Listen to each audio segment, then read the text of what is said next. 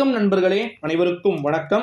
ராஜதந்திரத்தை நடத்தி காட்டிய தமிழக முதலமைச்சர் மிக முக்கியமான ஒரு தகவல் ஒன்றை பார்க்க போகிறோம் நண்பர்களே.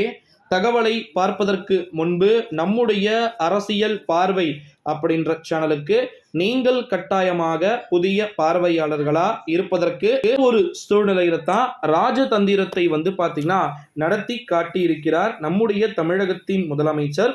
கிட்டத்தட்ட பாத்தீங்கன்னா கோவை தொகுதி வாங்க மோடி வணக்கங்க மோடி ஒன்று ஒன்று கூடி வரவேற்போம் அப்படின்னு சொல்லிட்டு வாய்ப்பே கிடையாது. தமிழ்நாடா அப்படின்னா ஒரே ஒரு கான்செப்ட் தான். இது பெரியார் மண்.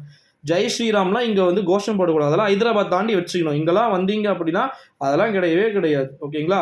முஸ்லீம்கள் நேற்று கூட மதுரை மீனாட்சி அம்மன் கோவிலில் பார்த்தீங்கன்னா பொதுமக்கள் பாத யாத்திரை போகும்போது முஸ்லீம்கள் இங்கே பார்த்தீங்கன்னா உணவளிப்பதும், இந்துக்களுக்கு முஸ்லீம் பண்டிகையின் போது பரிசாக இது நம்முடைய தமிழ்நாடு. மற்ற மாநிலங்கள் போல குஜராத்தோ யூபியோ எம்பியோ அல்லது பார்த்தீங்கன்னா உத்தரகாண்டோ ஜார்க்கண்டோ பீகாரில் நீங்கள் அங்கே ஏமாத்திடலாம். ஏன்னா அங்கே படித்தவங்களே கம்மி.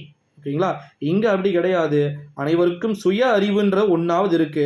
தமிழ்நாட்டிலும் கேரளாவிலும் முடிந்தால் பிஜேபியை வெற்றி பெற செய்ய முடியுமா? வாய்ப்பே கிடையாது. தமிழ்நாட்டிலாம் கூட பரவாயில்ல, ஒரு 80% தான் படிச்சிருக்கிறாங்க.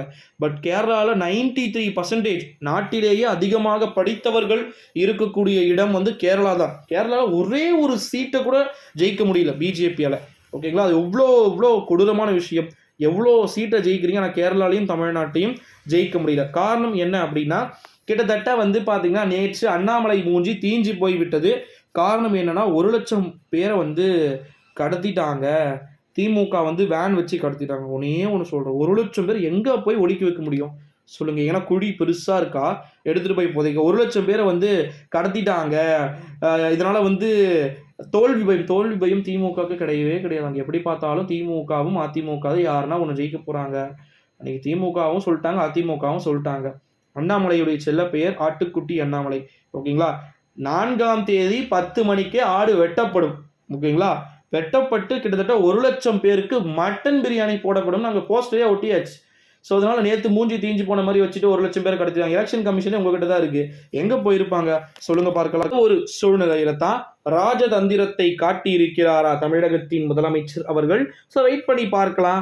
எலெக்ஷன் கமிஷனே உங்ககிட்ட வச்சுட்டு தூக்கிட்டாங்கன்னா அதே தான் தமிழிசையும் சொல்லியிருக்கிறாங்க. 3 அடி அக்கா, திமுகவினரால் 3 அடி அக்கான்னு சொல்லிட்டு. தமிழ்நாட்டில் நீங்கள் பார்த்தீங்கன்னா மேலே யூபியில் ராமர் கோவில் கட்டிட்டீங்கன்னா ஓட்டு போகிறதுக்கு ஒன்றும் இங்கே தமிழ்நாட்டு மக்கள்லாம் ஒன்றுமே கிடையாது. இங்கே கோவிலை விட பார்த்தீங்கன்னா ஹாஸ்பிட்டலையும் ஸ்கூலையும் மதிக்கக்கூடிய மக்கள் அதிகம். ஓகேங்களா? ஆனால் வடநாட்டில் அப்படி கிடையாது. மூத்திரத்தை குடிக்கக்கூடிய சங்கி